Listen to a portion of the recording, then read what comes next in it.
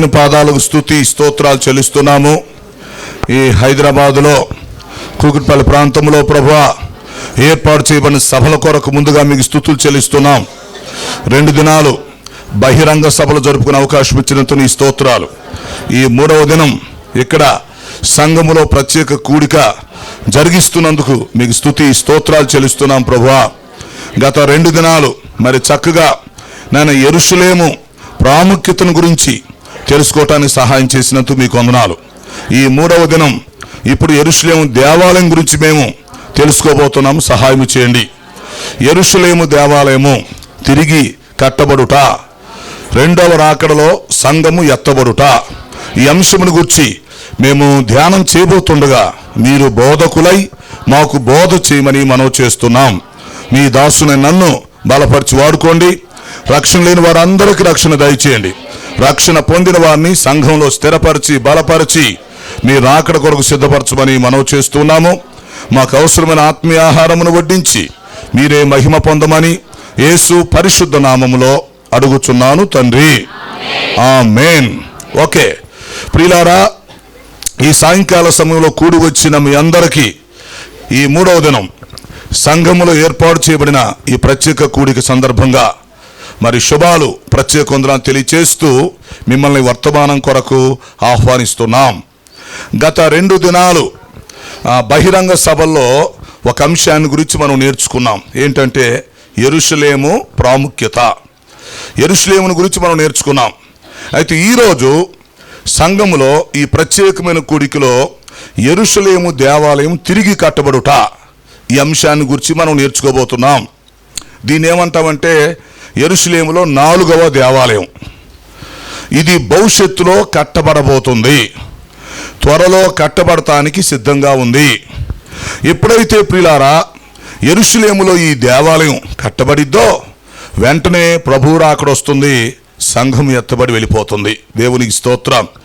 అందువల్ల ఇప్పుడు మనం ఆలోచించవలసిన విషయం, మనం అర్థం చేసుకోవాల్సిన విషయం ఏంటంటే ఈ యెరూషలేములో దేవాలయం తిరిగి కట్టబడుతూ ఉండగా ప్రభువు రాకడ దగ్గరలో ఉంది అని మనం అర్థం చేసుకోవాలి.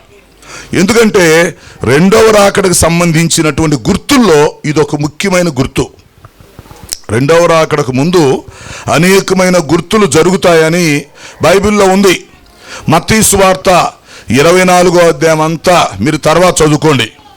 ఆ అధ్యాయం అంతా చదివితే 2వ రాకడకు ముందు ఏం జరుగుతుందో ఆ 2వ రాకడకు సంబంధించిన గుర్తులు, సూచనలు, ప్రవచనాలు, వాగ్దానాలు ఇవన్నీ కనిపిస్తాయి.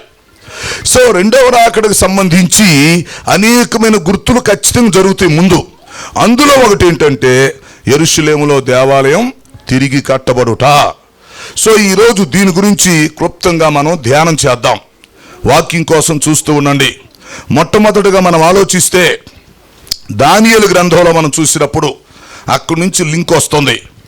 దానియేలు గ్రంథంలో 11వ అధ్యాయము 31వ వచనములో దానియేలు భక్తుడు ఒక ప్రవచనం చెప్పాడు, ఒక మర్మాన్ని చెప్పటం జరిగింది. ఏం చెప్పాడంటే నాశనకరమైనటువంటి హేయ వస్తువును పరిశుద్ధ స్థలమందు నిలవబెడతారు అని చెప్పాడు. బాగా గుర్తుంచుకోవాలి విశ్వాసులు. దానియేలు చెప్పినటువంటి ఒక ప్రవచనం, ఒక మర్మం ఏంటంటే నాశనకరమైన హేయ వస్తువును పరిశుద్ధ స్థలములో నిలబెడతారు అని చెప్పారు. ఇక్కడ పరిశుద్ధ స్థలం అంటే ఏమిటి, నాశనకరమైన హేయ వస్తువు అంటే ఏమిటి, నిలబడటం ఏంటి, ఇది ప్రజలకు అర్థం కాదు. ఇది సంఘస్థులే అర్థం చేసుకోవాలి. అన్యులకు చెప్పినా కూడా అర్థం చేసుకోవటం కష్టం. అందుకని ఈ వర్తమానం చాలా జాగ్రత్తగా వినాలి. దానియేలు చెప్పినటువంటి ప్రవచనములో పరిశుద్ధ స్థలము అనగా యెరూషలేము దేవాలయం అని మనం గుర్తించాలి. అంటే యెరూషలేము దేవాలయం ఏమని పిలుస్తున్నాడు ఇతడు, పరిశుద్ధ స్థలం అంటున్నాడు. ఓకే, తర్వాత నాశనకరమని హేయ వస్తువు అన్నప్పుడు అది అంత్యక్రీస్తు యొక్క ప్రతిమ అని అర్థం చేసుకోవాలి. నాశనకరమని హేయ వస్తువు అంత్యక్రీస్తు యొక్క ప్రతిమ లేక విగ్రహం, దాన్ని తీసుకొచ్చి దేవాలయములో నిలబెట్టడం జరిగిద్ది. ఇది దానియేలు చెప్పిన ప్రవచనం. ఇప్పుడు నెబుకద్నెజరు ఎలాగైతే తనలాంటి ఒక ప్రతిమను తయారు చేసి దూరా అనే మైదానంలో నిలబెట్టి అందరూ దీనికి నమస్కారం చేయాలి, అందరూ దీన్ని పూజించాలి, లేకపోతే వారిని అగ్నిగుండంలో పడేస్తాం అని నెబుకద్నెజరు ఎలా చెప్పాడో అదే విధంగా భవిష్యత్తులో రెండవ రాకడలో జరగబోతుంది. మీరు బాగా అర్థం చేసుకోవాలి. అంటే నెబుకద్నెజరు చేసింది శాంపిల్. సైతాను నెబుకద్నెజర్ని శాంపిల్గా ఉపయోగించుకున్నాడు, ముంగుర్తు అన్నమాట. అంటే అతడు ఏం చేశాడు, తనలాంటి ఒక ప్రతిమను తయారు చేపించాడు. అది పంచలోహాలతో ఉన్నటువంటి ప్రతిమ. ఆ ప్రతిమ విగ్రహం ఎంత ఎత్తుండిద్దంటే 60 మూరల ఎత్తు. ఒకసారి ఆలోచించండి, 60 మూరల ఎత్తు, 6 మూరల వెడల్పు. అంత పెద్ద ఆ ప్రతిమను తయారు చేపించి దాని దూరా అనే మైదానంలో నిలబెట్టి ప్రతి ఒక్కడు ఈ ప్రతిమకు నమస్కారం చేయాల్సిందే. ఈ బబులోను సామ్రాజ్యం అంతటా ఎవరైతే దీనికి నమస్కారం చేయరో వారికి శిక్ష ఏంటంటే వారిని అగ్నిగుండంలో పడేస్తాం అని చెప్పడం జరిగింది. ఆ సమయంలో మరి షడ్రక్ మేషక్ అబేద్నెగో వారు దాన్ని వ్యతిరేకించడం జరిగింది, అవునా? ఆ తర్వాత రాజుగారి యొక్క ఆజ్ఞ ఫెయిల్ అయిపోయింది. చివరికి రాజుగారికి బుద్ధి వచ్చింది. మరి యెహోవాయే దేవుడని అతడు తెలుసుకోగలిగాడు. ఆ సంగతి మనకు తెలుసు. అయితే ఇక్కడ విషయం ఏంటంటే నెబుకద్నెజరు ఎలాగైతే చేశాడో రేపు రెండవ రాకడలో అదే మళ్ళీ జరగబోతుంది. అది అంటే జరగబోయే విషయాలు ముందుగా మీకు తెలియపరుస్తున్నాం. నెబుకద్నెజరు కాలంలో జరిగిన విషయమే మళ్ళీ జరగబోతుంది రెండవ రాకడ సమయంలో. ఏం జరిగిద్ది అంటే ముందు పరిశుద్ధ స్థలం అనేది ఒకటి ఏర్పాటు అయింది. అంటే యెరూషలేములో ఒక దేవాలయం కడతారు ఖచ్చితంగా. ఈ దేవాలయం కట్టిన తర్వాత నెబుకద్నెజరు ఎలాగైతే గర్విష్ఠయి వచ్చాడో ఈసారి అంత్యక్రీస్తు వస్తాడు. యెరూషలేము దేవాలయం కట్టిన వెంటనే అంత్యక్రీస్తు, క్రీస్తు విరోధి అనేవాడు ఒకడు బయటకు వస్తాడు. అతడు వచ్చి ఏం చేస్తాడంటే తనలాంటి ఒక ప్రతిమను తయారు చేపిస్తాడు. దానిని తీసుకెళ్ళి యెరూషలేము దేవాలయం నిలబెడతాడు. అదే నాశనకరమైన హేయ వస్తువు, లేక నాశనమును కలుగు చేయు హేయ వస్తువు. ఆ విగ్రహాన్ని తీసుకెళ్ళి యెరూషలేము దేవాలయంలో పెట్టి దాన్ని అపవిత్రపరిచి ప్రపంచం మొత్తాన్ని తాను పరిపాలిస్తూ ప్రతి ఒక్కడు దానికి నమస్కారం చేయాలని మానవ జాతి మొత్తాన్ని బలవంతం చేస్తాడు. ఇది భవిష్యత్తులో జరిగిద్దన్నమాట. అలాగే ఎవరైతే ఈ అంత్యక్రీస్తు మాట వినరో, ఎవరైతే ఆ ప్రతిమకు నమస్కారం చేయరో వారిని భయంకరంగా హింసించటమో, చంపటమో, లేక దేశ బహిష్కరణ చేయటమో, లేకపోతే వారు క్రయ విక్రయాలు చేయటానికి వీల్లేదని చెప్పడమో, తర్వాత వారికి 666 ముద్ర వేసి వారిని హింసించటం, ఇదంతా జరిగిద్ది. ఈ విషయాన్ని దానియేలు ముందే చెప్పేశాడు. అంత్య దినాలలో యేసుక్రీస్తు రెండవ రాకడ వచ్చే సమయంలో పరిశుద్ధ స్థలం అనేది ఏర్పాటు అయ్యిద్ది. అంటే యెరూషలేములో దేవాలయం కట్టబడుతుంది. ఆ టైంలో అంత్యక్రీస్తు అనే వ్యక్తి వస్తాడు.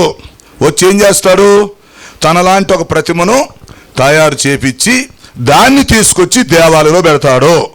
ప్రజలందరూ దాన్ని నమస్కారం చేయాలని కోరతాడని దానియేలు ముందుగానే చెప్పాడు.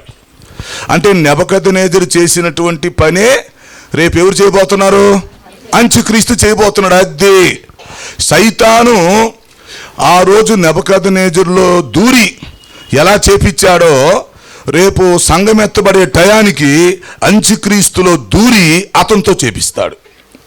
అందువల్ల ఇప్పుడు ముందేం జరగాలంటే యెరూషలేములో దేవాలయం కట్టబడాలి. ఇదే విషయాన్ని యేసుక్రీస్తు కూడా చెప్పాడు. మత్తయి సువార్త 24:15 చెప్పాడు. దానియేలు తర్వాత యేసుక్రీస్తు వచ్చేసరికి 500 సంవత్సరాలు గ్యాప్ ఉంది. అంటే దానియేలు చెప్పిన ప్రవచనాన్నే యేసుక్రీస్తు మళ్ళీ గుర్తు చేశాడు. దానియేలే ముందు చెప్పాడు, ఓకే, అతని కాలం అయిపోయింది. తర్వాత యేసుక్రీస్తు వచ్చి ఆ దానియేలు చెప్పిన ప్రవచనాన్ని మళ్ళీ గుర్తు చేశాడు, దాన్ని సపోర్ట్ చేశాడు. ఏం చెప్పాడు? మత్తయి సువార్త 24:15 చూస్తే లింక్ వచ్చింది మీకు ఇక్కడ. దానియేలు ద్వారా చెప్పబడిన ప్రకారం, అంటే దానియేలు ప్రవక్త ఏదైతే చెప్పాడో అని యేసుక్రీస్తు మళ్ళీ గుర్తు చేస్తున్నాడు. దానియేలు ద్వారా చెప్పబడిన ప్రకారము నాశనకరమైన హే వస్తువును పరిశుద్ధ స్థలమందు నిలుచుట మీరు చూచినప్పుడు చదువువాడు గ్రహించునుగాక అని యేసు ప్రభు చెప్పాడు. ఇప్పుడు మీకు అర్థమైందా? అంటే దానియేలు ఏ ప్రవచనం అయితే చెప్పాడో యేసుక్రీస్తు ఇప్పుడు ఏం చేస్తున్నాడు? ఆ ప్రవచనాన్ని మళ్ళీ ప్రజలకి గుర్తు చేస్తున్నాడు, ఆ ప్రవచనంతో ఏకీభవిస్తున్నాడు. అంటే నా రాకడొచ్చే ముందు దానియేలు చెప్పిన ప్రవచనం నెరవేరిద్ది, ఆ టయానికి పరిశుద్ధ స్థలం ఒకటి ఏర్పాటు చేస్తారు, అనగా యెరూషలేము దేవాలయం కడతారు. ఆ తరువాత నాశనము కలుగు చేసే హేయు వస్తువు అనగా ప్రతిమని ఆ దేవాలయం నిలబెడతారు. అప్పుడు చదువువాడు గ్రహించునుగాక. ఈలోపు సంఘం ఎత్తబడి వెళ్ళిపోతే విడిచిపెట్టబడినటువంటి మానవ జాతికి అప్పుడు అర్థమవుతుంది అన్నమాట. ఒరే, బైబిల్లో ముందే రాసి పెట్టారు కదరా, మనం అర్థం చేసుకోలేదే, మనం తెలుసుకోలేదే, ఈలోపు సంఘం కూడా ఎత్తబడి వెళ్ళిపోయిందే, మనకు బుద్ధి జ్ఞానం సిగ్గులేవురా, బైబిల్లో చెప్పిన మాట మనకు అర్థం కాలేదు కదరా. యెరూషలేములో దేవాలయం కడతారన్నారు, కట్టేశారే. క్రీస్తు విరోధి వస్తాడన్నారు, వచ్చేసారే. మరి ప్రతిమను తీసుకొచ్చి పెడతారన్నారు, పెట్టేశారే. అది నాశనాన్ని కలుగు చేసే హే వస్తువు అని అటు దానియేలు చెప్పాడు, యేసు ప్రభు చెప్పాడు. అయితే మనం అర్థం చేసుకోలేకపోయామని అప్పుడు చదివిన వాడు ఏం చేస్తారట? గ్రహిస్తారు. ఆ ప్రతిమను తీసుకొచ్చి దేవాలయం నిలబెట్టినప్పుడు చదువువాడు గ్రహించునుగాక. జరగకముందే ముందుగా మేము చెప్తున్నాము, అది జరిగినప్పుడు ఆ ప్రతిమను నిలబెట్టినప్పుడు మరి చదివిన వాళ్ళంతా ప్రపంచం గ్రహించుకుంటారని యేసు ప్రభు చెప్పాడు. సో ఇప్పుడు ముఖ్యమైన విషయం, దానియేలు ప్రవక్త ప్లస్ యేసుక్రీస్తు వీళ్ళిద్దరు కలిపి చెప్పిన విషయం ఏంటంటే పరిశుద్ధ స్థలం అనేది ఒకటేమవ్వాలి? ఏర్పాటు అవ్వాలి. అంటే రెండవ రాకడ వచ్చే ముందు, సంఘం ఎత్తబడే ముందు ఖచ్చితంగా యెరూషలేములో దేవాలయం అనేది ఒకటి కట్టబడాలి. ఇది లెక్క.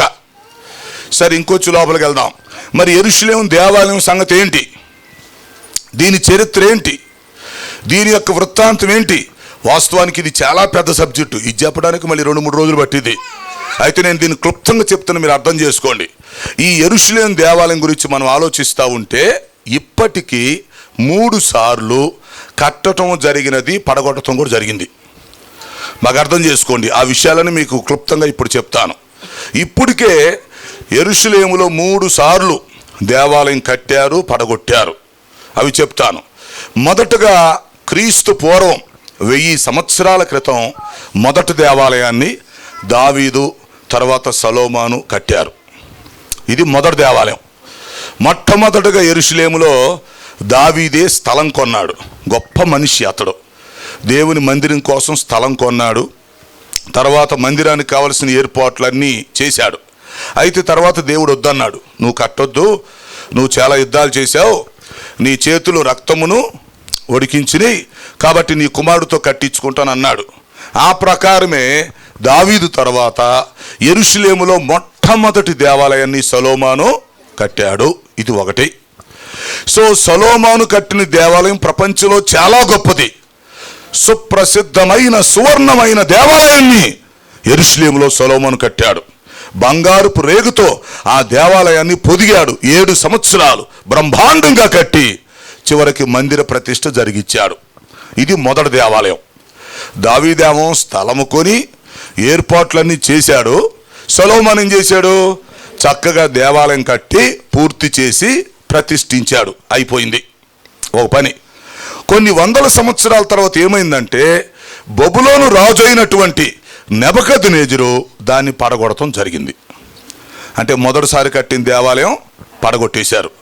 ఆ దేవాలయం కట్టినప్పుడు ఉపయోగించినటువంటి కొన్ని కోట్ల రూపాయలు విలువైనటువంటి ఆ వెండి, బంగారం, ఆ రాళ్ళు, వస్తువులని తీసుకుని వెళ్ళిపోయాడు అతడు. సొలొమోను కట్టించాడు, నెబుకద్నెజరు ఏం చేశాడు? దాన్ని పడగొట్టాడు. సో మొదటి దేవాలయం పని అయిపోయింది. ఓకేనా? ఇప్పుడు వివరంగా చెప్తే చాలా పెద్ద సబ్జెక్టు, అయితే మీకు అర్థమయ్యేటట్టుగా చక్కగా చెప్తున్నా. తర్వాత రెండవసారి మళ్ళీ దేవాలయం కట్టారు. ఈసారి ఎవరు కట్టారంటే ఒక బ్యాచ్. ఈ బ్యాచ్లో చాలామంది ఉన్నారు. ముఖ్యమైన వ్యక్తి జెరుబ్బాబెలు, అతనికి సహాయపడిన వ్యక్తి హెజ్రా, తర్వాత అప్పుడు ప్రధాన యాజకుడు యెహోషువ, ఆ తర్వాత హగ్గయి, జకర్యా ప్రవక్తలు, ఆ తర్వాత పారసీకుల రాజైన కొరేషు, వీళ్ళందరూ కలిసి రెండవసారి బ్రహ్మాండంగా మళ్ళీ దేవాలయం కట్టారు. మొదటి దేవాలయం పడిపోయింది కాబట్టి ఈసారి దేవుడు అన్యుణ్ణి ప్రేరేపించాడు. దావీదులాగా అన్యుడైనటువంటి కొరేషు ముందుకొచ్చి నేను డొనేషన్ చేస్తాను, దేవాలయం కట్టమన్నాడు. అతడు అన్యుడు, మరి దేవుడు అతనికి ఆ ప్రేరేపణ ఇచ్చాడు. చాలా మంచివాడు. యెరూషలేములో దేవాలయం కట్టండి, నేను ఖర్చు అంతా నేను పెట్టుకుంటా, నా కోసం ప్రార్థన చేయండి, దేవుడికి బల్లర్పించండి, దీప నైవేద్యాలు చేసేయండి అని చెప్పి కొరేషు ప్రేరేపించగా, మరి రాజు అయినటువంటి కొరేషు మాట విని చక్కగా జెరుబ్బాబెలు ఈ రెండవసారి మందిరాన్ని కట్టాడు. దేవునికి స్తోత్రం. అందుకని మొదటి దేవాలయం ఏమని పిలుస్తామంటే సొలొమోను దేవాలయం. ఇప్పుడు రెండవ దేవాలయం ఎవరిది? జెరుబ్బాబెలు దేవాలయం. అంటే అదే స్థలములో యెరూషలేములో జెరుబ్బాబెలు ఈ దేవాలయాన్ని కట్టించాడు. కొన్ని సంవత్సరాల తర్వాత ఏమైందంటే ఈ రెండవసారి కట్టిన దేవాలయం కూడా పాడైపోయింది. అది పూర్తిగా పడగొట్టబడలేదు కానీ అది అపవిత్రపరచబడింది, అది శిథిలమైపోయింది. ఎవరు లోపలికి రాకుండా దాన్ని చెడగొట్టారు. ఎవరంటే అప్పటి సిరియా చక్రవర్తి అయినటువంటి అంతియోకస్. ఈ అంతియోకస్ అనేవాడు దేవుడంటే అసలు గెట్టది, తనకి దేవుని పిల్లలకి శత్రు. అతడు ఏం చేశాడంటే ఆ రెండవసారి కట్టినటువంటి దేవాలయంలో ప్రవేశించి పందిని తీసుకొచ్చి బలిపీఠం మీద బలర్పించాడు.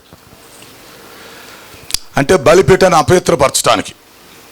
తర్వాత పంది మాంసాన్ని తీసుకొచ్చి యాజకులు యూదుల నోట్లో బలవంతంగా పెట్టేశాడు. పంది రక్తాన్ని ఆ గోడల మీద చమిరాడు. ఆ విధంగా దేవాలయాన్ని, తర్వాత బలిపీఠాన్ని, యాజకుల్ని అందరిని అపవిత్రపరిచి ఆరాధన ఆపేసేసి మొత్తం నెలగొట్టేశాడు అంతియోకస్. సో ఆ విధంగా ఇప్పుడు ఏమైంది? రెండవసారి కట్టబడిన దేవాలయం కూడా అపవిత్రపరచబడింది. అందరూ గుర్తుందా? మొదటిసారి ఎవరు కట్టారు? సొలొమోను కట్టాడు. దానిని నెబుకద్నెజరు పడగొట్టాడు. దాని పని అయిపోయింది. సరే, వీళ్ళందరూ కష్టపడి ఏదో కొరేషు రాజును దేవుడు ప్రేరేపిస్తే ఆయన డొనేషన్ చేస్తే చక్కగా జెరుబ్బాబెలు నాయకత్వంలో రెండోసారి మళ్ళీ దేవాలయం కట్టుకున్నారు. కట్టుకుంటే అంతియోకస్ అనేవాడు వచ్చి సైతాన్ని బట్టి ఈ రెండవసారి కట్టిన దేవాలయాన్ని మరీ అపవిత్రపరిచి అక్కడ ఆరాధన జరగకుండా చేసి వెళ్ళగొట్టేశాడు. ఆ తర్వాత కొంతకాలం మళ్ళీ దేవాలయం లేదు. అదే స్థలంలో మళ్ళీ ఇప్పుడు మూడవ దేవాలయం వచ్చింది.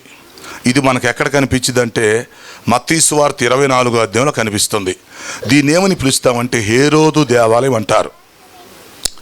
అంటే పాత నిబంధనలో 2 దేవాలయాలు అయిపోయినాయి కదా. ఇప్పుడు క్రొత్త నిబంధనలోకి వచ్చేసరికి యేసుక్రీస్తు వారు భూలోకములో జన్మించే సమయానికి 3వ దేవాలయం కడుతున్నారు. అంటే యేసుక్రీస్తు వారు భూలోకములో ఉన్నప్పుడు ఆయన కూడా యెరూషలేములో చాలాసార్లు దేవాలయానికి వచ్చినట్టుంది. అవునా? ఆయన దేవాలయానికి వచ్చి వాక్యాన్ని బోధించినట్టుగా, మరి దేవాలయానికి వచ్చి శాస్త్రులతో పరిశీలతో తర్కించినట్టుగా, దేవాలయానికి వచ్చి 2 సార్లు శుద్ధి చేసినట్టుగా, దేవాలయం ఎన్నోసార్లు స్వస్థపరిచినట్టుగా మనం సువార్తల్లో చూస్తాం. గుర్తొస్తుందా? యేసు ప్రభు ఎన్నోసార్లు యెరూషలేము దేవాలయం వచ్చి వాక్యం బోధించేవాడు. మరి ఇది ఎన్నో దేవాలయం? ఇది 3వది. ఇది హేరోదు రాజు కట్టిస్తున్నాడు. హేరోదు రాజుకి ఇశ్రాయేలు ప్రజలకు అసలు పడదో, గెట్టదో. ఎందుకంటే ఈ హేరోదు రాజు అనేవాడు కుయుక్తిపరుడు, నక్కలాంటోడు. ఇతడు ఎదోమీయుడు. అంటే అర్థం ఏం తెలుసా? ఎదోమీయుడు అంటే ఏషావు సంతానానికి సంబంధించినోడు. ఏషావు ఎవరు? ఏషావు ఎవరు? యాకోబు అన్న. అది బైబిల్ రావాలి. యాకోబు అన్న. ఆ ఏషావు సంతానానికి సంబంధించిన వాళ్ళని ఎదోమీయులు అంటారు. ఇప్పుడు ఈ హేరోదు అనేవాడు ఆ బ్యాచ్. కాబట్టి ఇతనికి ఇశ్రాయేల్ ప్రజలకు అస్సలు పడదావు. ఎందుకంటే ఇశ్రాయేలీల అన్న కొడుకు ఇతను, అంటే ఆ వంశానికి చెందినోడు. కాబట్టి ఇశ్రాయేలీలు ఏమనుకుంటారంటే ఏషావు సంతానం వాళ్ళు మమ్మల్ని పరిపాలించడం ఏంటి అని వీళ్ళకి గిట్టదో. అందుకని హేరోదు రాజు తెలివిగా ఆలోచించాడు, కుయుక్తిగా. ఏంటంటే, ఓ ఇశ్రాయేలీలారా, మీకు నేను దేవాలయం కట్టిస్తాను, మీరు అందరూ ఐక్యతగా ఉండండి, మనం అందరం కలిసి దేవుణ్ణి ఆరాధిద్దాం, నేను మీకు అనుకూలంగా పరిపాలిస్తానని చెప్పాడు. అప్పుడు వాళ్ళు ఏమనుకున్నారు? హేరోదు అంటే వాళ్ళకి ఇష్టం లేకపోయినా, ఏంటి వాళ్ళిద్దరికి గిట్టకపోయినా దేవాలయం కట్టిస్తాననేసరికి వీళ్ళు కొంచెం మౌనం అయ్యారు. సరే మంచిదేలే, మనకు దేవాలయం లేదు కదా, హేరోదు కట్టిస్తానన్నాడు, దేవాలయం కట్టించుకొని చక్కగా మనం ఆరాధన చేసుకుందాం, కట్టిన తర్వాత మనం రివర్స్ అవుదాం అనుకుంటున్నారు వాళ్ళు. ఈ హేరోదు రాజు తెలివిగా ఏం ఆలోచిస్తున్నాడు, దేవాలయం కట్టి ముగిస్తే వీళ్ళెక్కడ తిరుగుబాటు చేస్తానని అతడు కొంచెం కొంచెం కొంచెం కొంచెం కడుతున్నాడు కానీ పూర్తి చేయట్లా. అదొక పెద్ద తెలివి. అంటే జీవితాంతం కడతా ఉంటే ఎట్టో కట్ట నా పీరియడ్ అయిపోయిద్దని. చూసారా, దేవాలయం కడతానని చెప్పి వీళ్ళకి ఆశ పెట్టాడు. వాళ్ళేమో ఇతనంటే గిట్టకపోయినా కూడా ఆ దేవాలయం కోసం వాళ్ళు ఏమన్నారు, ఒప్పుకున్నారు. ఇతను దాన్ని కడతానంటున్నాడు కానీ పూర్తి చేయట్లా. అట్లా చాలా సంవత్సరాలు జరుగుతుంది.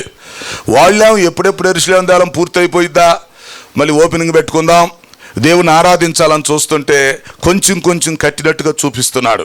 ఇలా ఉండగా ఒకరోజు యేసు ప్రభు ఆ దేవాలయం దగ్గరికి వచ్చాడు. యేసు ప్రభు తన శిష్యులతో కలిసి మత్తయి సువార్త 24వ అధ్యాయంలో యేసు ప్రభు తన శిష్యులతో కలిసి ఈ 3వసారి కట్టబడుతున్న దేవాలయం దగ్గరికి వచ్చాడు. ఇంకా ఫినిషింగ్ వర్క్ కావాలా, పని జరుగుతుంది, ప్రతిష్ఠ అవ్వాలా. సరే, యేసుక్రీస్తు తన శిష్యులతో కలిసి ఇంకా ఆయన శిలువలో మరణించక ముందు ఒకసారి మనం కూడా దేవాలయం చూసి వెళ్దాం అని చెప్పి ఆయన చివరిసారిగా దేవాలయం చూసి అక్కడి నుంచి ఒలీవల కొండకి వెళ్ళి తర్వాత 2వ రాకడ ప్రసంగం ఒకటి చెప్పి తర్వాత గెత్సెమనే తోటలో ప్రార్థన చేసుకొని ఆ తర్వాత శిలువలోకి వెళ్ళిపోదామని యేసు ప్రభు ప్రణాళిక వేసుకున్నాడు. చివరి రోజు ప్రణాళిక. ఆ ప్రణాళికలో భాగంగా ఇప్పుడు ఎక్కడికి వచ్చాడు ఆయన, యెరూషలేము దేవాలయానికి వచ్చాడు. అంటే యెరూషలేము దేవాలయం అంటే యేసు ప్రభు కూడా ఎంతో ఇష్టం కాబట్టి అక్కడికి వచ్చాడు. వచ్చేసరికి పని జరుగుతుంది, బాగా కన్స్ట్రక్షన్ వర్క్ జరుగుతుంది. అప్పుడు ఈ శిష్యులు ఏమన్నారంటే, ప్రభువా ఈ దేవాలయం ఎంత బాగుందో చూడు, దీని కట్టడలో ఎంత బాగున్నాయో చూడు, ఇప్పుడే ఇది ఎంత బాగుందే, ఇది పూర్తయితే అసలు ఇంకెంత బాగుండిద్దో అని యేసు ప్రభుకు తెలియనట్టు వీళ్ళకేదో తెలిసినట్టు ఆ దేవాలయం గురించి యేసు ప్రభుకు చెప్తున్నారు వీళ్ళు. ఎవరో శిష్యులు. ప్రభా అసలు ఈ దేవాలయం భలే ఉంది, ఇంకా కడితే చాలా బాగుంటుంది ప్రభా, ఇంకా పని జరుగుతుందని చెప్పారు. అప్పుడు యేసు ప్రభు ఏం చెప్పాడంటే దానికి ఇంకో ప్రవచనం చెప్పాడు. 3వ దేవాలయానికి ఏం ప్రవచనం చెప్పాడంటే, మీరు చూస్తున్న ఈ దేవాలయం మీరు బాగా కడుతున్నాం అంటున్నారే, హేరోదు రాజు మీకు కట్టిస్తున్నాడే, మీరు చూస్తున్న ఈ దేవాలయం కొంతకాలానికి రాయి మీద రాయి ఒకటి కూడా ఇక్కడ నిలబడకుండా పడద్రోయబడిద్ది అన్నాడు. అంటే ఇప్పుడు యేసుప్రభు ఏం చెప్తున్నాడు, ఈ 3వసారి కట్టే దేవాలయం కూడా ఇక్కడ ఉండదు, ఇది కూడా పడగొట్టబడిద్ది, ఇది ఒక రాయి కూడా ఇక్కడ నిలబడకుండా మొత్తం తీసేస్తారు అని యేసు ప్రభు ప్రవచనం చెప్పాడు. వెంటనే శిష్యులకు చాలా బాధ అనిపించింది.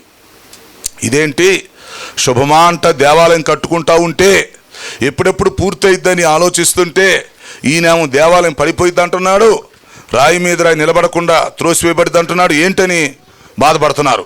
ఈలోపు యాజకులు ఈ శాస్త్రులు పరిశీలు మొత్తం కోపగించుకొని, డేయ్ యేసు ప్రభు దేవుని కుమారుడు కాదు, ఆయన మెస్సీ కాదు, ప్రవక్త కాదు, ఆయన దేవదోషం చేస్తున్నాడు, మనం కష్టపడి దేవాలయం కట్టుకుంటా ఉంటే అది పడిపోయిద్దని చెబుతున్నాడు ఈయన, కాబట్టి ఈయన్ని చంపాలి, పట్టుకోండి అని చెప్పి వీళ్ళు కక్షి కట్టి యేసుక్రీస్తుని తీసుకొని వెళ్ళి పిలాతు దగ్గరికి మొత్తానికి మరణశిక్ష పడేటట్టు చేశారు. అంటే యేసు ప్రభుని శిలువలో చంపడానికి చాలా కారణాలు ఉన్నాయి. అందులో ఒకటి ఏంటంటే ఆయన యెరూషలేము దేవాలయాన్ని శపించాడని, అది పడిపోయిద్దని చెప్పాడని వీళ్ళకి బాగా కోపం వచ్చింది. వీళ్ళకి మంటమండి ఆ విధంగా యేసుక్రీస్తుని చంపడానికి వీళ్ళు ప్రయత్నం చేశారు. సరే, యేసుక్రీస్తు వారు మరణించాడు, మానవ జాతికి రక్షణ ఇచ్చాడు, అంతేనా, ఆయన పునరుద్ధరణై తిరిగి లేచి పరలోకానికి వెళ్ళిపోయాడు. తర్వాత ఏం జరిగిందో తెలుసా ప్రియులారా, 1వ శతాబ్దం 30వ సంవత్సరంలో ఈ 3వ దేవాలయం పడిపోయిద్ది అని యేసు ప్రభు ఏం చెప్పాడు, ప్రవచనం చెప్పాడు. యేసు ప్రభు పరలోకానికి వెళ్ళిన తర్వాత ఒక 40 సంవత్సరాలకి ఈ ప్రవచనం నెరవేరటం మొదలైంది. అంటే ఎప్పుడు 30 + 40 70. 1వ శతాబ్దం 70వ సంవత్సరంలో యేసుక్రీస్తు చెప్పినట్టే ఈ 3వ దేవాలయం యొక్క ప్రవచనం నెరవేరటం మొదలైంది. ఎట్లా అంటే అప్పట్లో కొత్త చక్రవర్తి వచ్చాడు, అతని పేరు టైటస్. ఇతనేం చేశాడంటే యెరూషలేము మీదకి యుద్ధానికి వచ్చాడు. వచ్చి నేను యెరూషలేమును ఆక్రమించుకోవాలనుకుంటున్నాను, యెరూషలేము మొత్తం అగ్నితో కాల్చిపడేస్తాను, మొత్తం బయటకు వచ్చేయండి అని ఇశ్రాయేలు ప్రజలతో చెప్పాడు. ఇశ్రాయేలు ప్రజలు అతని మాట వినలేదు. మొత్తానికి యుద్ధం జరిగింది. ఆ యుద్ధంలో ఇశ్రాయేలు ప్రజలు ఓడిపోయి వాళ్ళు మొత్తం యెరూషలేము వదిలిపెట్టి ప్రపంచం మొత్తం చెల్లాచెదరైపోయారు. ఈ రోజు వరకు అదే జరిగింది. ఆ రోజు వీళ్ళు చెదిరిపోయారు. చాలామందిని చంపేశాడు ఆ చక్రవర్తి. కొంతమందిని అమ్మేసేసాడు. పశువులను అమ్మినట్టుగా ఇశ్రాయేలుని అమ్మేశాడు. కొంతమంది ఏమో పారిపోయి వెళ్ళిపోయారు. అట్లా యెరూషలేము అంతా అగ్నితో కాల్చేశారు. ఆ తర్వాత దేవాలయం పడగొడటానికి రోమా సైనికులు వచ్చి నిలబడ్డారు. పడగొడుతుంటే చక్రవర్తి అన్నాడు, డై ఆపండి, చిన్న పని ఉందన్నాడు. ఏం సార్, మరి దేవాలయం పడగొట్టమన్నారు కదా, పడగొడుతున్నామన్నారు. అట్ట కాదురా, దేవాలయం అన్నీ రాళ్లతో కట్టారు కదా, రాయికి మధ్య బంగారం ఉండిద్దంట పూర్వకాలంలో అనుకునేవాళ్ళు. కాబట్టి ఇప్పుడు పడగొట్టకాకండ్రా, ఒక్కొక్క రాయి ఒలిసి పెట్టండ్రా, బంగారం దొరికిద్ది అన్నాడు. బంగారం లేదు, ఏం లేదు, ప్రవచనం నెరవేరింది. అందుకని బైబిల్ తెలుసుకోవాలి. ఇప్పట్లో బైబిల్ సరిగ్గా ఎవరు చెప్పట్లా, బయట విషయాలు చెప్తున్నారు కానీ బైబిల్ చరిత్ర చెప్పట్లా ప్రజలకి. బైబిల్ నాలెడ్జీ కావాలి. కాబట్టి టైటస్ ఏం చెప్పాడంటే, ఒరేయ్ దేవాలయం పడగొడితే మనకేం వచ్చిందిరా, ఎవడరా మీరు, ఒక్కొక్క రాయి ఒలిసి పెట్టండి రా, రాయికి మధ్య బంగారం ఉందంట, కాబట్టి బంగారం తీసుకుందాం అన్నారు. అప్పుడు సైనికులందరూ ఏం చేశారు, చెమటలు పోసేటట్టుగా ఒక్కొక్క రాయి ఒలిసి తీసి పక్కన పెడితే బంగారం లేదు, ఏమీ లేదు. ఎందుకు లేదు చెప్పండి, ఆ బంగారం ఎప్పుడు నెబుకద్నెజరు ఎత్తుకెళ్ళాడు కదా, అది ఆడ ఉంది, అది ఎప్పుడు ఎత్తుకెళ్ళాడు కదా అతను. అర్థమైంది ఇప్పుడు మీకు క్లియర్గా. కాబట్టి ఇప్పుడు వీళ్ళు బంగారం కోసం చూస్తే బంగారం లేదు. కానీ ఏమైంది అక్కడ, యేసు ప్రభు చెప్పిన ప్రవచనం నెరవేరింది. మీరు చూస్తున్న ఈ దేవాలయం రాయి మీద రాయి ఒక్కటి కూడా ఎక్కడ నిలబడకుండా పడద్రోయబడే దినాలు వస్తాయి అని యేసుక్రీస్తు స్వయంగా స్పష్టంగా చెప్పిన మాటలో అక్షరాలా నెరవేరిపోయినాయి. చివరకు చూసేసరికి దేవాలయం పడిపోయింది, రాళ్ళని తీసిపెట్టేశారు, బంగారం దొరకల. అప్పుడు ఆ చక్రవర్తి అంటాడు, టైటస్ తెక్కోడు అంటాడు, అట్ట కాదురా, రాయికి మధ్య కాదు, రాయి లోపల ఉందేమోరా, మనకేం తెలుసు. కాబట్టి ఈ రాళ్ళు మొత్తం రోమ్ తీసుకెళ్ళిపోతారా మన అక్కడికి, తర్వాత చూద్దామని చెప్పి రాళ్ళు కూడా అక్కడికి పంపించాడు. కాబట్టి ఇప్పుడు ఆ రాళ్ళు రోములో కూడా కొన్ని ఉన్నాయి, ఇప్పటికీ ఉన్నాయి. సో ఇప్పుడు ఏమైంది, మూడవసారి కట్టిన దేవాలయం కూడా పడిపోయింది. అర్థమైంది అందరికీ. యెరూషలేములో దేవాలయాన్ని కడుతున్నారు, పడగొడుతున్నారు. మూడవసారి కట్టిన దేవాలయం పడిపోయింది. చివరికి ఏం మిగిలిందంటే ఒక మొండి గోడ ఒకటి మిగిలిచ్చారు గుర్తు కోసం. ఎప్పుడు తెలిసేది, మొదటి శతాబ్దం 70వ సంవత్సరం. అంటే ఇప్పటికి ఎన్ని సంవత్సరాలు అయింది లెక్కేయండి. ఈ మూడవసారి దేవాలయం పడగొట్టి ఎన్ని సంవత్సరాలు అయింది? 70 అండి. ఇప్పుడు 2025 అంతేగా. 2025 నుంచి 70 తీసేయి, అప్పుడు నీకు వచ్చింది అంటే కుడి అడంగా 1850 సంవత్సరాలు అంతేనా. ఈ మూడవసారి దేవాలయం పడగొట్టి సుమారు 1850 సంవత్సరాలు అయింది. ఆ దేవాలయం పడిపోయింది. ఒక గోడ మాత్రం ఉంచారు గుర్తుగా. దాన్ని ఏమని పిలుస్తారంటే ఏడుపుల గోడ అంటారు. ఇప్పుడు ఎవరైనా ఇజ్రాయెల్ దేశం వెళ్ళేవాళ్ళు, చాలామంది వెళ్తున్నారు హోలీ ల్యాండ్ టూర్కి, వెళ్ళేవాళ్ళు ఓ పూట అక్కడికి వెళ్ళి వస్తారు. ఇప్పుడు కానీ యెరూషలేము వెళితే అక్కడ దేవాలయం లేదు. ఆ దేవాలయం స్థానంలో ఒక మసీదు ఉంది. అయితే ఆ దేవాలయం స్థానంలో గుర్తుగా ఏం చేశారంటే ఒక గోడ ఉంచారు, మొండి గోడ. దాన్ని ఇప్పుడు ఏడుపుల గోడ అని పిలుస్తాం. కనుక ఇప్పుడు ఇశ్రాయేల్ ప్రజలందరూ ఏం చేస్తున్నారు, 1850 సంవత్సరాల నుంచి ఆ గోడ దగ్గరికి వెళ్ళి ప్రార్థన చేసుకుంటున్నారు. చూసారా, యెరూషలేములో దేవాలయం పడిపోయింది. 3 సార్లు దేవాలయం పడిపోయింది, అయిపోయింది. ప్రస్తుతానికి అక్కడ దేవాలయం లేదు, అక్కడ మసీదు ఉంది. ఆ ప్రాంతం అంతా ఐక్యరాజ్య సమితి కంట్రోల్లో ఉంది. అక్కడ ప్రస్తుతానికి గుర్తుగా ఏముంది, ఓ మొండి గోడ. ఆ గోడ కూడా చాలా పగిలిపోయిందిలే, చాలా పగిలిపోయింది. అందరూ అక్కడికి వెళ్ళి ప్రార్థన చేసుకుంటా ఉన్నారు. అయితే ఇప్పుడు విషయం ఏంటంటే ప్రియులారా, విచిత్రమైన విషయం చూడండి, అద్భుతమైన విషయం. 1850 సంవత్సరాల తర్వాత ఇశ్రాయేలు ప్రజలు మళ్ళీ ఇప్పుడు వచ్చి దేవాలయం కట్టాలని ఇప్పుడు మొదలుపెట్టారు మళ్ళీ. దీన్ని బట్టి రెండవ రాకడ దగ్గరలో ఉందని అందరికి తెలిసిపోయింది. ఇప్పుడు అర్థమైంది. ఇప్పుడు మీకు దేవాలయం పడగొట్టేశారు, అయిపోయింది. కానీ ఎన్ని సంవత్సరాలు, ఒక 100-200 కాదు, 1850 సంవత్సరాలు ఈ ఇశ్రాయేలు ప్రజలు ఎటో పోయారు, ప్రపంచం అంతా వెళ్ళిపోయారు. ఆ ప్రాంతం అంతా చుట్టుపక్కల ఆక్రమించేసుకున్నారు. ఆ యెరూషలేము లేదు, దేవాలయం లేదు, ఏదో ఒక గోడ తప్ప ఏమి లేదు. అయితే ఇప్పుడు ఇశ్రాయేలు ప్రజలు మొత్తం మళ్ళీ తిరిగి వచ్చేసి, డై మా దేశం మాకు ఇచ్చేసాండ్రా, డై ఇది మా దేశం, మా దేశంలో మేము వచ్చేస్తాం, యెరూషలేములో ఇప్పుడు దేవాలయం కట్టేస్తాం, కట్టి తీరుతాం అని చెప్పేసరికి ఇప్పుడు పాలస్తీనా వాళ్ళకి ఇజ్రాయెల్కి అందుకే యుద్ధం జరుగుతుంది. ఇశ్రాయేలులకి హమాస్ వాళ్ళకి మధ్య 15 నెలల నుంచి భయంకరమైన యుద్ధం జరుగుతుంది. ఇది ప్రపంచంలో అందరికీ తెలుసు. ఈ యుద్ధం ఎందుకు జరుగుతుందంటే దీనికి చాలా కారణాలు ఉన్నాయి. ఒక కారణం ఏంటంటే ఇప్పుడు ఇశ్రాయేలు వచ్చి యెరూషలేములో మళ్ళీ దేవాలయం కడతామంటున్నారు. దానికి వీళ్ళేమంటున్నారు, హమాస్ వాళ్ళు, డై మీరు ఎప్పుడో వెళ్ళిపోయి ఇప్పుడు వచ్చి ఈ దేశం మీరు ఆక్రమించుకుంటున్నారేంటి, ఇప్పుడు మీరు దేవాలయం కడతామంటారేంటి, మీరు కడతానికి వీల్లేదు, కడితే మేము ఒప్పుకోము అని చెప్పి గొడవ పెట్టారు. అందుకని ఇశ్రాయేలీలకు హమాసా వారికి మధ్య 15 నెలల నుంచి భయంకరమైన యుద్ధం జరుగుతూ ఉంది. ఎంతోమంది చచ్చిపోతున్నారు. ఇశ్రాయేల్ని కొంతమందిని కిడ్నాప్ చేసేసారు వాళ్ళు, తెలుసుగా మీకు ఆ విషయం. మరి ఇశ్రాయేల్లో కొంతమంది చంపేశారు, ఇప్పుడు కొంతమంది వదులుతున్నారు. అలాగే హమాసా వాళ్ళు కూడా చాలామంది చనిపోయారు. మొత్తానికి ఇప్పుడు యుద్ధం కొంచెం ఆగిపోయింది, పూర్తిగా ఆగలేదు కానీ కొంచెం ఆగింది. ఇప్పుడు ఇజ్రాయెల్ ప్రధాని ఏం చెప్తున్నాడంటే, జాగ్రత్తగా వినాలి, ఇజ్రాయెల్ ప్రధాని ఏం చెప్తున్నాడంటే, 600 అయినా 106 అయినా యెరూషలేములో దేవాలయం కట్టి చూపిస్తానంటున్నాడు. బెంజమిన్ నెతన్యాహు ఏంటంటే ఇజ్రాయెల్ దేశంలో మంచి సీనియర్, దాదాపు 6 సార్లు ప్రధాని అయ్యాడు అతను దేశానికి. అందుకని అతనికి దేశంలో మంచి పట్టు ఉంది, అన్ని విషయాలు తెలుసు. కాబట్టి ఇప్పుడు మేము యెరూషలేములో దేవాలయం కడతానంటున్నాడు. సరే, దీనికి తోడు అమెరికా అధ్యక్షుడు ట్రంప్ రెండోసారి గెలిచాడు. గెలిచి ఇతనేం చెప్తున్నాడు, కట్టు నీకెందుకు నేను చూసుకుంటాను అంటున్నాడు. అది ఆయన కడతానంటున్నాడు, నువ్వు కట్టు అంటున్నాడు. అది దీనికి ఎంత ఖర్చు అయినా సరే మనం పెడదాం కట్ట అంటున్నారు.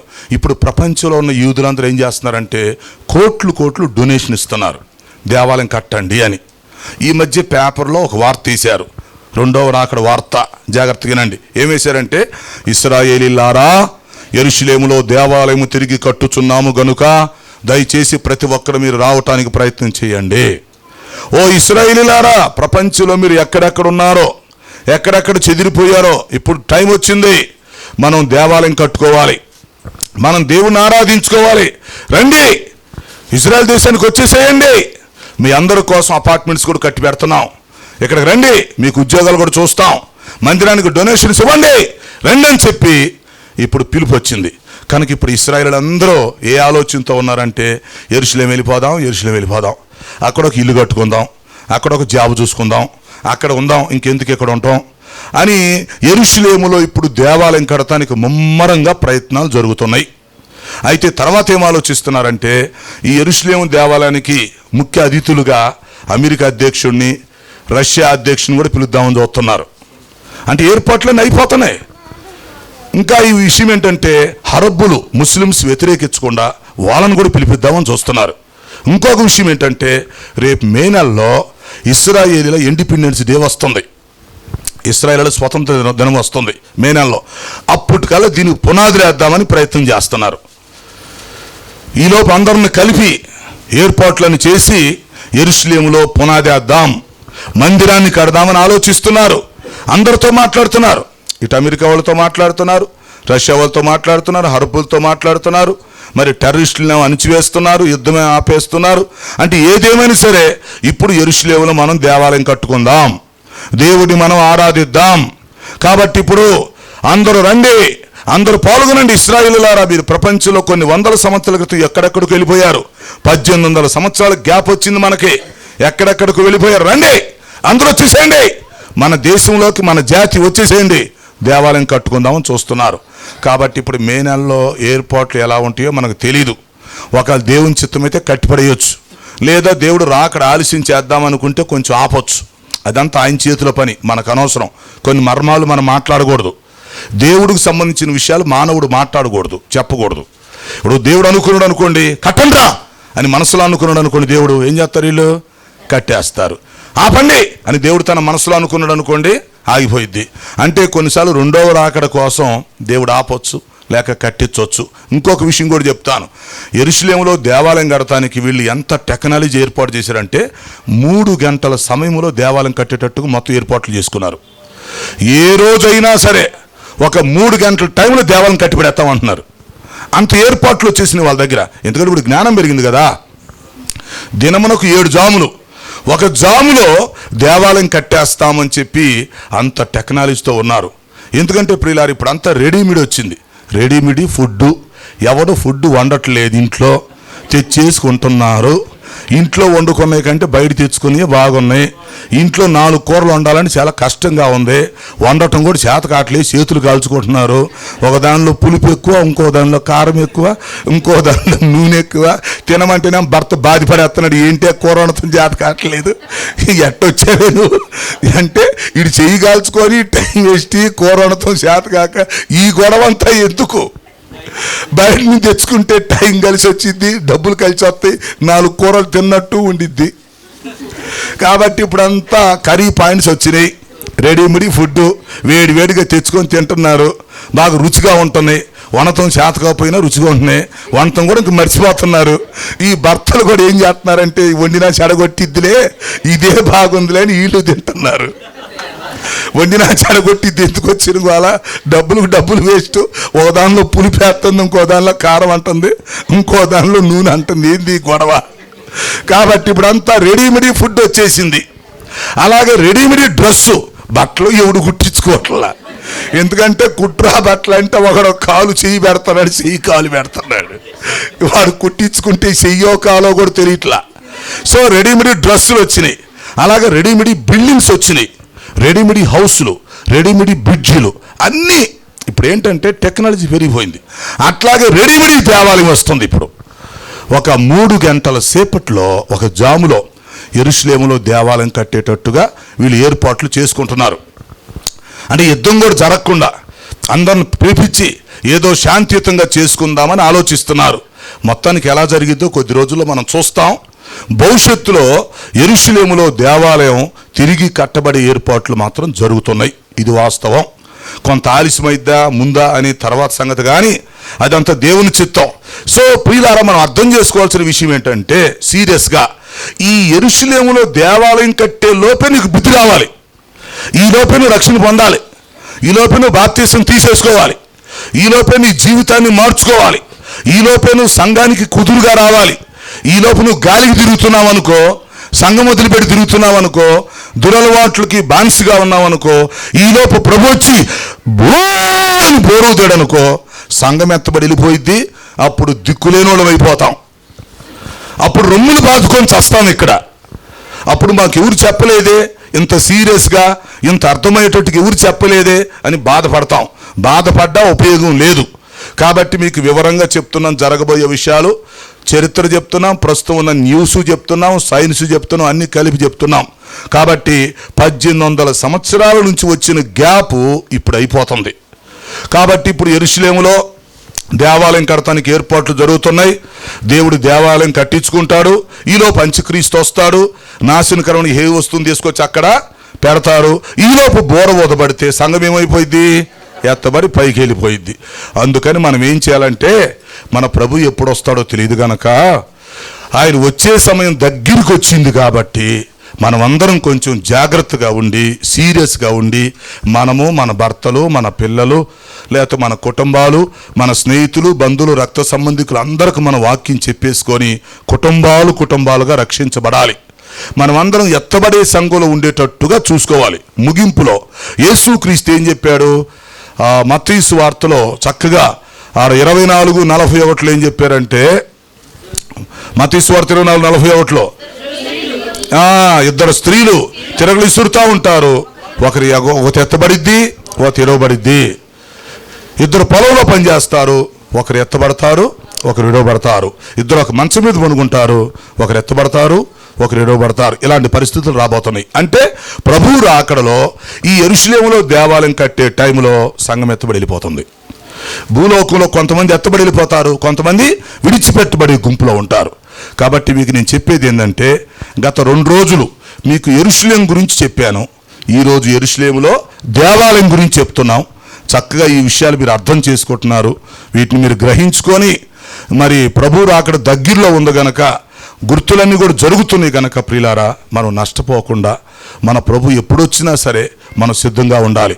పరలోకమందున్న మీ పెండ్లి కుమారుడు ఎప్పుడొచ్చినో మీకు తెలియదు గనక మీరు మెలకుగా ఉండండి, సిద్ధంగా ఉండండి అని ప్రభు చెప్పాడు గనక ఈ విషయాలు అర్థం చేసుకొని ఈరోజు కొంచెం దేవుడికి భయపడి కొంచెం లోతుగా సీరియస్గా ఆలోచించి, నిజంగా ఈరోజు ప్రభు వస్తే నా గతి ఏంటి, నా కుటుంబం సంగతి ఏంటి, మా బంధువుల సంగతి ఏంటి, మేము ఎత్తబడే సంఘంలో ఉంటామా ఉండమా అది ఆలోచించుకొని ఈరోజు ఈ దేవుడి దగ్గర క్షమాపణ అడుక్కొని ఆయన సిలువు దగ్గరికి వచ్చి పశ్చాత్తాపడి ఆయన సిలువులో కార్చిన రక్తంలో మన జీవితాలు కడిగి శుద్ధి చేసుకొని, ప్రభువా నీ రాకడ దగ్గరలో ఉందని ఇప్పుడు నాకు అర్థమైపోతుందయ్యా, నా మనస్సాక్షి కూడా చెప్తుందయ్యా, మరి యెరూషలేములో దేవాలయ ఏర్పాట్లు కూడా జరుగుతున్నాయి కాబట్టి నువ్వు వస్తావని మాకు అర్థమవుతుంది, కాబట్టి నన్ను నా కుటుంబాన్ని జ్ఞాపకం చేసుకోండి అయ్యా, రక్షించండి అయ్యా, క్షమించండి, మమ్మల్ని ఎత్తబడే సంఘంలో చేర్చుకోమని మనం అందరం ప్రార్థన చేసుకుంటూ పశ్చాత్తాపడి మనం అందరం కూడా రాకడ కొరకు ప్రభు రాజ్యం కొరకు సిద్ధపడగలిగి ఉండాలని దేవుని యొక్క వాక్యం హెచ్చరిస్తుంది. అట్టి కృపను దేవుడు మనందరికీ దయచేయునుగాక. రైట్, అందరూ తల వంచండి, ప్రార్థన చేసుకుందాం. ఒక 2 నిమిషాలు అందరూ కళ్ళు మూసుకొని ఆలోచిస్తూ నిజంగా విన్నటువంటి వాక్యాన్ని వాక్యపు వెలుగులో అర్థం చేసుకుంటూ, మరి యెరూషలేములో భవిష్యత్తులో త్వరలో దేవాలయం కడతానికి ఏర్పాట్లు జరుగుతున్నాయి కాబట్టి మరి ఈ సమయంలో ప్రభు వస్తే మన పరిస్థితి ఏంటి, సంఘం ఎత్తబడితే మన పరిస్థితి ఏంటి, మన కుటుంబం సంగతి ఏంటి, మనం ఎత్తబడతామా విడవబడతామా, మన జీవితంగా సరి చేసుకోవాల్సిన విషయాలు ఏమైనా ఉన్నాయా? దయచేసి ప్రియులారా, దేవుడి మంచి అవకాశం మీకు ఇచ్చాడు, మీరు ధన్యులు కాబట్టి ఈ అవకాశాన్ని ఉపయోగించుకోండి. ప్రతి ఒక్కరు నోరు తెరిచి ప్రార్థన చేసి, ప్రభువా నన్ను రక్షించు, నన్ను క్షమించయ్యా, ఎత్తబడే సంఘంలో నన్ను కూడా గుర్తు చేసుకోయ్యా, నా పేరు జీవ గ్రంథంలో వ్రాయండి అయ్యా అని మనం దేవుడిని బ్రతిమలాడుకుంటూ మనం అందరము కూడా రాకడ కొరకు సిద్ధపడదాం, ప్రార్థన చేసుకుందాం. పరిశుద్ధుడు అయిన మా తండ్రి, జీవాధిపతి, మీ ఘనమైన పాదాలకు స్తుతి స్తోత్రాలు చెల్లిస్తున్నాం. మీరు ప్రేమించి మాకు ఇచ్చిన వర్తమానం కొరకు మీకు స్తుతులు చెల్లిస్తున్నాం. ప్రభువా, ఈరోజు సంఘంలో ఏర్పాటు చేయబడిన ఈ ప్రత్యేక కూడికలో యెరూషలేములో ఈ 4వ దేవాలయం గురించి మేము ఆలోచిస్తూ వచ్చాం. యెరూషలేములో దేవాలయం కట్టబడినప్పుడు మీరు అక్కడ వచ్చేస్తుందని మేమందరం సిద్ధంగా ఉండాలని ప్రభువా మాతో మాట్లాడుతూ వచ్చినందుకు నీ స్తోత్రాలు. యెరూషలేములో దేవాలయం కట్టబడుతూ ఉండగా 2వ రాకడ దగ్గరలో ఉండిద్దని మాకు తెలియపరిచినందుకు నీ స్తోత్రాలు. మేము అర్థం చేసుకొని ప్రభువా రక్షించబడటానికి కృప చూపించండి, సంఘాన్ని బలపరచండి ప్రభువా. నాయన, ఈ సభల పక్షంగా మీకే మహిమ ఘనత ప్రభావాలు చెల్లిస్తూ యేసు పరిశుద్ధ నామములో అడుగుచూ ఉన్నాను తండ్రి. ఆమేన్. ఆమేన్. Thank you.